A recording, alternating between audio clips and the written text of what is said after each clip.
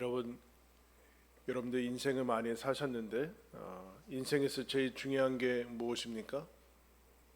어떻게 하면 우리 인생을 마친 다음에 후회 없이 보람된 인생을 정말 잘 살았다라고 얘기할 수 있겠습니까? 어떻게 사는 것이 잘 사는 거라고 우리 자녀들한테 가르치고 있습니까? 오늘 우리가 읽은 말씀에서 사두개인들이 부활에 대한 질문을 하고 예수님이 그에 대한 답을 하고 사두개인들이 아무 말도 못하고 돌아간 것을 알고 다음에는 바리새인들이 온 것을 봅니다. 바리새인들이 율법을 지키는데 열심히 있고 경건한 이제 이스라엘의 사회를 구성하고 있는 사람들인데 그들이 예수님한테 와서 질문을 하죠. 여러분 예수님한테 어떤 질문을 하면 요새 질문을 던지고 계세요? 바리새인들이 예수님을 이제 시험하기 위해서 이제 예수님을 곤란하게 하기 위해서 이제 머리를 짰던 질문은 이와 같은 질문입니다. 많은 율법 중에 어느 계명이 제일 중요합니까? 제일 큽니까? 라는 그 질문을 하게 됩니다. 율법사가 왔죠. 여러분 대단히 율법에 정통한 사람이고 이 당시 신약 성경이 아닌 구약 성경에 정통했던 사람이 그 많은 이제 율법 중에서 어떤 계명을 하나 고를 수 있는가라는 것을 질문하게 됩니다. 여러분 왜냐하면은 이미 구약 성경 자체도 이렇게 두꺼울 뿐만 아니라 수많은 이제 규례와 조례와 법령들, 율법들이 많고 그뿐만 아니라 이미 바리새인들은 유대 사회가 이제 진전이 되면서 그 하나의 율법을 아주 잘 지키기 위해서 세칙들을 많이 만들어냈습니다. 안식일에 관한 것도 몇백 개에 해당하는 규칙이 있을 정도로 그렇게 세분화시키고 다양화시키고 복잡하게 만들었죠. 원래의 의도는 하나님의 율법을 정말 잘 지키기 위해서 그렇게 만든 것을 보게 됩니다. 근데 여러분 많아지면 선택하기가 어려워지죠. 많아지면 선택하기가 어려워집니다. 종류가 많아지면 우리는 너무나 많은 것에서 혼란함을 느끼고 그냥 샀던 거 사고 그렇게 되죠. 많은 종류가 우리에겐 중요하지 않게 되는데 이 많은 것에서 어느 것 하나를 골라낸다고 하는 것은 어려운 질문일 수 있습니다. 그런데 예수님이 이 다 큰 그리고도 엘리트고 학자고 율법 학자고 하는 사람들한테 뭐라고 얘기를 하시는가? 사랑이다 그렇게 얘기를 합니다. 여러분 얼마나 유치합니까? 그죠? 사랑 뭐 애들이나 하는 것이고 뭐 그거는 감정적인 것이고 지적인 것도 아닌 것 같고 학문적인 것도 아닌 것 같고 율법적인 것도 아닌 것 같습니다. 뭐 너무 식상하다라는 느낌이 들죠. 사랑이라고 얘기하면 제일 중요한 계명은 사랑하는 것이다라고 하면 그거 말고 더 이제 정교하고 학문적이고 세련되고 하는 것들 너무 쉽다라는 것, 너 다 안다라는 많이 들었다라는. 그래서 여러분 우리는 이것들을 유치하다고 안다라고 생각해서 다 제쳐놓았습니다. 다른 것으로 때우죠. 다른 것은 다 하는데 사랑을 하지는 않아요. 다른 것으로 때울 수 있다라고 생각을 하는 겁니다. 뭐 돈으로 때운다든가 아니면 뭐 다른 물건으로 때울 수 있다라고 얘기하는데 그래서 다른 것으로 대체된다든가 아니면 다음으로 미루어지는 것이 사랑입니다. 그것 말고 새로운 것이 있다라고 생각을 자꾸 하는 거예요. 새로운 것이 있다라고. 그런데 여러분 예수님이 바리새인들의 질문을 앞에 예수님이 다시 정리를 해주시죠. 그러니까 예수님이 중요하다고 여기는 것을 중요하게 여기는 것이 신앙입니다. 예수님이 제일 중요하다고 여기는 것이 이거니까 우리도 제일 중요하다고 여기는 이 순서를 다시 배열해 나가는 것이 신앙이다라고 해요. 신앙. 그럼 예수님이 사랑이라고 얘기하는데 뭐라고 얘기하시는가? 따라하세요. 사랑이 탑이다. TOP. 다시 한번 사랑이 탑이다.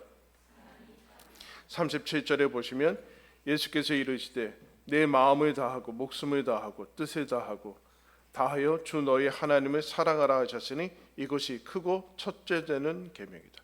제일 으뜸은 무엇이냐? 크고 첫째 되는 계명은 무엇이냐? 으뜸이 무엇이냐? 그것은 사랑이다. 하나님 사랑과 사람 사랑이다. 나머지는 다 쉽게 얘기하면 나머지는 다 부하나 마찬가지다. 이 최고의 것을 먼저 해야 된다. 이것이 율법의 정신이고 목적이다. 율법의 정신이고 목적이다. 가장 중요한 것이다. 가장 중요한. 너희들도 그렇게 생각하느냐라는 그런 질문을 던지고 있는 것이죠. 율법을 준수한다라는 것, 그 상태, 율법을 지키고 있는 상태고 율법이 제대로 율법의 기능을 하고 있는 그 상태 자체는 무엇인가? 그것은 사랑이다라고 얘기를 하고 있습니다. 이 말씀은 하나님을 사랑하라라는 이 말씀은 신명기 6장의 말씀을 얘기해 주는데 신명기 6장 말씀을 제가 읽겠습니다. 너는 마음을 다하고 뜻을 다하고 힘을 다하여 내 하나님 여호와를 사랑하라. 이게 신명기 6장 5절의 말씀이거든요. 너는 마음을 다하고 뜻을 다하고 힘을 다하여 내 하나님 여호와를 사랑하라. 그 다음에 이런 말씀이 나와요. 오늘 내가 너에게 명하는 이 말씀을 너는 마음에 새기고 내 자녀에게 부지런히 가르치며 집에 앉았을 때에든지 길에 갈 때에든지 누워 있을 때에든지 일어날 때에든지 이 말씀을 강론할 것이며 너는 또 그것을 내 손목에 매어 기호를 삼으며 내 미간에 붙여 표를 삼고 내 집 문설주와 바깥문에 기록할지니라. 바리새인들이 이 유대인들이 이제 하나님을 사랑하라는 것을 다 지키고 처음에는 그러다가 나중에 되면 어떻게 되는가? 실제로 어떻게 돼? 손목의 표시와 미간의 표시와 뭐 이제 옷에 문설주와 이런 표시를 가지라는 것은 네 삶 전체가 하나님을 사랑하는 그런 표현이 되어야 된다라고 하는데 하나님을 사랑하는 것들이 없어지고 어떤 것들이 생기는가? 여기 실제로 여기 이런 말씀 상자를 붙이고 다닙니다. 그리고 사람들 오늘날로 얘기를 치면 집에 가면 뭐 말씀 액자가 붙여 있고 차이도 붙여 있고 십자가 목걸이 걸고 있고 말씀 스티커 붙여 있고 다 기독교 용품을 하고 있고 십자가 뭐 걸어놓고 있고 집에도 그런데 하나님을 사랑하는 것은 없어요. 제일 중요한 것은 하나님을 사랑하라라는 것은 마음의 색이라 이런 것은 없어져 버리고 어디다 붙이고 뭔가를 하고 안 하고 이런 것을 율법의 정신과 목적을 율법을 주신 분을 잃어버리게 됩니다. 제일 중요한 것을 없애버립니다. 그래서 이 가장 중요한 사랑을 없애버리면 사람의 삶은 그야말로 전쟁 같은 경쟁의 삶을 살아가게 되죠. 사람밖에는 보이지 않으니까 사람에게 어떻게 하면 박수 받을 것인가, 사람에게 어떻게 보일 것인가 라는 것으로밖에는 삶이 전락을 하지는 못해요. 거기에는 만족도 없고 기쁨도 없습니다. 가장 중요한 것을 제쳐두면 인생은 늘 높아지려는 욕심을 채우는 시도밖에는 되지 않는다. 하나님의 사랑과 사람 사랑은 놓쳤기 때문에 그렇다. 하나님께서 그런데 뭐라고 하시는가? 사랑이 제일 중요한 것이다. 왜 그러는가? 한번 따라해보세요. 사랑이 답이다. 저 보세요. 저 보세요. 다시 하겠습니다. 사랑이 답이다. 적지 말고 저 보세요. 안 적어도 돼요. 적는 게 중요한 게 아니에요. 설교는 적는 게 아니에요. 봐야 돼. 사랑이 답이라고 얘기하는데 37절부터 다시 읽겠습니다. 예수께서 이르시되 내 마음을 다하고 목숨을 다하고 뜻을 다하여 주 너의 하나님을 사랑하라 하셨으니 이것이 크고 첫째 되는 계명이요 둘째도 그와 같으니 내 이웃을 내 자신같이 사랑하라 하셨으니. 예수님이 뭐라고 하는가? 사랑하는데 하나님을 사랑하는데 마음을 다하고 목숨을 다하고 뜻을 다한다. 마음, 인격과 너의 모든 것을 다해라. 마음과 인격, 마음이 담아가야 된다. 인격이 담아가야 되고 그리고 너의 생각과 감정과 지성과 의지도 다 가야 된다. 신앙은 생각 빼놓고 하는 거 아니다. 생각도 다 가져가야 된다. 여러분 세상에서 제일 똑똑하신 분은 예수님입니다. 제일 전문가도 예수님이에요. 그러니까 우리가 예수님한테 물어야 되죠. 오늘날의 전문가는 무슨 정신의학과 된 것 같아요. 정신의학. 사람들이 옛날에는 막 점쟁이한테 물었거든요. 그 지성이 없었을 때. 근데 요새는 무슨 정신과가 무슨 최고의 전문가처럼 다 묻고 있어요. 거기다가 제일 똑똑하고 제일 전문가는 예수님이에요. 그러니까 너희 지성을 다하고 너희 생각을 다하고 인격을 다하고 감정도 열정도 다하고 너희 몸과 마음과 시간을 다해라. 이게 가능한가? 라는 생각이 들죠. 근데 여러분, 사랑하면 가능하다. 너 존재, 전 존재와 전인이 동원되는 것이 사랑이고, 너희 모든 것을 주신 분이 하나님이기 때문에 하나님께 모든 것을 다하는 것이 하나님을 사랑하다. 근데 여러분, 이것은 부분이 아니라 전부라는 얘기죠. 그러니까 부분이 아닌 전부로 하기 위해서는 내 존재 자체가 하나님을 사랑하는 사람이 되어야 되는 것이지, 몇 가지 행실을 갖췄다고 해서 사랑하는 사람이 될 수는 없어요. 몇 가지 행위를 한다고 해서 그리스도인이 될 수 없다니까요. 그리스도를 사랑해야지만 그리스도인이 될 수 있는 거예요. 그래야지만 내가 하는 모든 것들은 그리스도를 사랑하는 행위가 되고 생각이 되고 마음이 될 수 있다. 이 존재와 떨어뜨려 놓고는 이제 가능하지 않다라는, 몇 가지 의식과 제도를 해서는 가능하지 않다. 그리고 내 자신을, 내 이웃을 내 자신같이 사랑하라. 이게 가능할 것인가? 이게 통합된 자아라는 거죠. 내가 사랑의 사람이 될 때만이 이웃 사랑과 하나님 사랑은 가능한 것인지, 어떻게 몇 가지 사람, 몇몇 사람을 구별해서 내 이웃이다라고 해서 사랑할 수는 없다라는 거예요. 그거는 가능하지 않다라는. 좋은 쉐아라는 이 신부가 있는데, 이 사람이 자기 인생을 얘기하면서, 자기가 13살 때 이제 성당에서 봉사하고 어릴 때 이제 여러 가지 보조 일을 하게 되는데, 이제 미사 전에 30분 동안 신부가 이제 어린이니까 저기 앉아서 묵상하라고 시켰는데, 뭐 묵상이 됩니까? 어린아이가 이것저것 막 쳐다보고 막 그러다가 성찬 딱 보니까, 그때 그 성찬에서 말없이 이런 소리가 돼. 너는 이게 그냥 빵인 줄 아느냐? 나는 그냥 빵이 아니다. 예수님의 몸이라는 것이죠. 알겠냐? 그 소리가 들렸어요. 그리고 나서 옆에 이제 귀가 커가지고 놀림받는 한 친구를 보면서, 근데 거기서 음성이 들리면, 너는 내가 그냥 당나귀 귀같이 생긴 어린아이로 보이느냐? 그 얘기가 들려요. 그리고 집에 가다가 밤에 길에 건너는데 지팡이를 짚고 있는 한 노파 할머니를 보는데 음성이 들립니다. 너는 그냥 내가 주름살 패인 노인이 아니라는 것을 알겠느냐? 그리고 하늘을 보니까 너는 이것이 그냥 하늘이 아닌 것을 알겠느냐? 그 음성이 들어요. 그래서 그 자신은 13살 때 이것이 성령의 체험이라고 얘기해요. 뭘까요, 여러분? 그냥 사람은 아니라는 거죠. 하나님의 형상이고, 어떻게 생겼건 어떤 모습이든 건 상관없이 이 사람이 하나님의 사람이라는 것, 하나님의 형상이고 귀한 사람이라는 것을 알 때, 여러분, 우리는 사랑할 수 있게 됩니다. 여러분, 율법을 잘 지켰던, 철두철미하게 지켰는데 예수 그리스도는 알지 못한 사도 바울이라는 사람이 있어요. 그 사람이 여러분 유명한 고린도전서 13장에 사랑장을 짓게 되죠. 뭐라고 짓습니까? 이렇게 얘기합니다.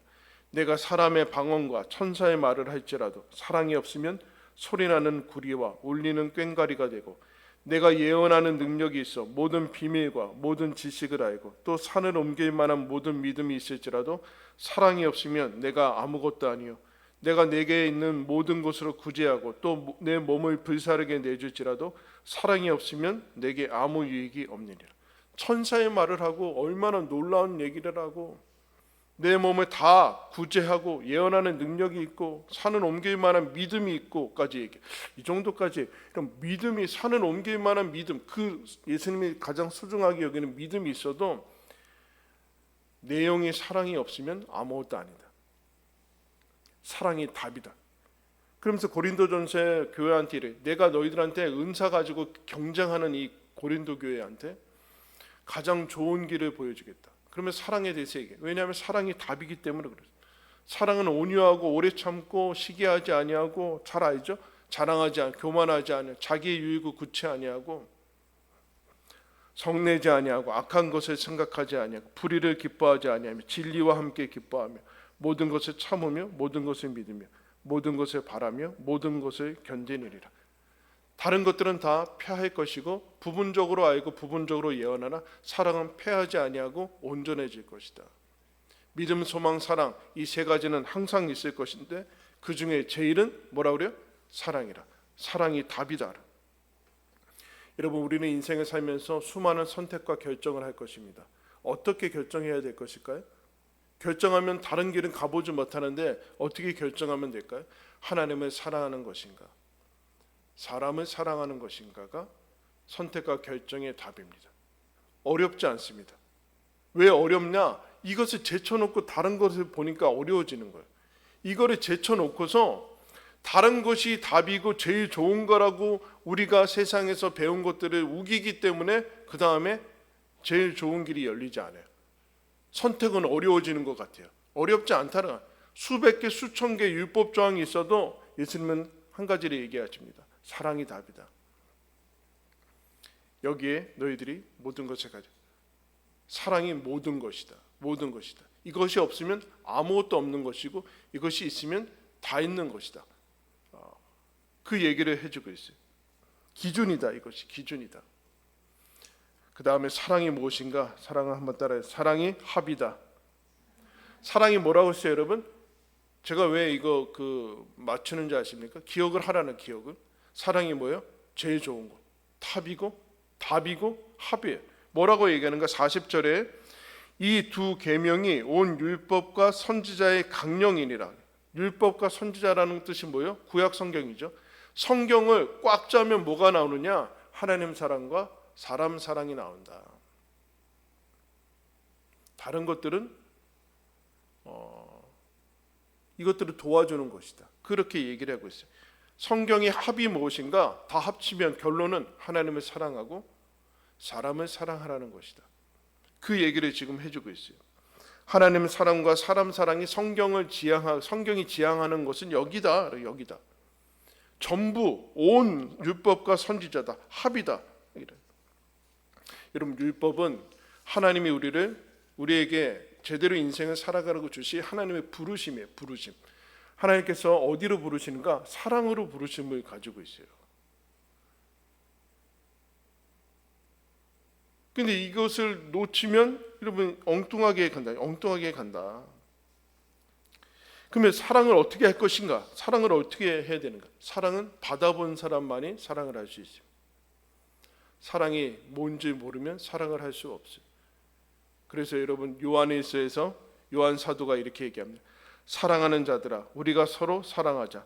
사랑은 하나님께 속한 것이니 사랑하는 자마다 하나님으로부터 나서 하나님을 알고 사랑하지 아니하는 자는 하나님을 알지 못하나니 이는 하나님은 사랑이시니라. 하나님의 사랑이 우리에게 이렇게 나타난 바 되었으니 하나님이 자기의 독생자를 세상에 보내심은 그로 말미암아 우리를 살리려 하심이라. 사랑은 여기 있으니 우리가 하나님을 사랑한 것이 아니요 하나님이 우리를 사랑하사 우리 죄를 속하기 위하여 화목제물로 그 아들을 보내셨습니다. 사랑하는 자들아, 하나님이 이같이 우리를 사랑하셨은즉 우리도 서로 사랑하는 것이 마땅하도다. 사랑이 어디서부터 왔어요? 사랑이 하나님으로부터 왔다. 우리가 먼저 하나님을 사랑한 것이 아니다. 여러분, 신앙이란 하나님이 나를 사랑하는 것을 믿고 알고 받아들이는 것이 신앙입니다. 이거를 받아들이지 않으면 이거는 제쳐놓고서 내가 하나님을 향해서 얼마나 열심을 부리는가로 자꾸 집착하게 되면 바리새인들처럼 돼요. 거기서 사랑이 흘러가지 않아요. 그러면 우리가 하는 모든 것은 아무것도 아니에요. 아무것도 안 남아요. 결국엔 여러분 인생에서 남는 것은 뭐밖에 남는 게 없을 것 같아요? 사랑밖에는 남는 것 없다. 사랑이 결론이다. 먹는 게 남는 게 아니에요. 먹는 게 남는 게 아니에요. 아무것도 남지 않아요. 사랑이 알면 아무것도 남지 않아요. 이것을 자꾸 주목해야 된다. 세상에 속지 말아라. 세상에 속지 말아라. 하나님의 사랑을 너희들이 알고 믿고 그 사랑으로 하나님을 사랑하고 사람을 사랑하는 거지, 받지도 않고 알지도 않고 믿지도 않는 그 사랑으로 사랑을 할 수는 없다. 그래서 앨런 존스라는 미국 신학자가 이렇게 얘기했습니다. 성숙한 신앙에 이르기 위해서 통과해야 할 가장 어려운 과정은 하나님께서 우리를 지극히 기뻐하신다는 사실을 받아들이는 것이다. 여러분 놀랍지 않아요? 제일 어렵대요. 왜요? 사람들은 예수 그리스도를 예수 그리스도를 통해서 보여주신 하나님의 사랑을 보면서 하나님이 나를 정말로 지극히 나를 사랑하시고 좋아하시고 기뻐하신다고 안 믿는다는 얘기예요. 이걸 넘어가야지 신앙이 되고 그 다음에 뭔가 열리는데, 하나님이 정말 나를, 나의 모든 것을, 내가 받아들일 수 없는 모습을 보면서까지도 하나님이 나를 사랑하시고 내가 너를 기뻐한다, 너가 너무 좋다라는 것을 받아들여야지만 그 다음에 신앙이 열리게 되는 거예요. 어떤 사람들이 이것을 교만이라고 여기고, 그래서 자기의 이 못난 모습, 죄악된 모습들을 예수님께 드러내지 않고 어린아이와 같이 하나님께 나아가지 않죠. 어린아이가 여러분 무슨 완벽하고 뭐가 있습니까? 어린아이 같이 아빠 품에 안기질 못해. 이게 지금 바리새인들이에요.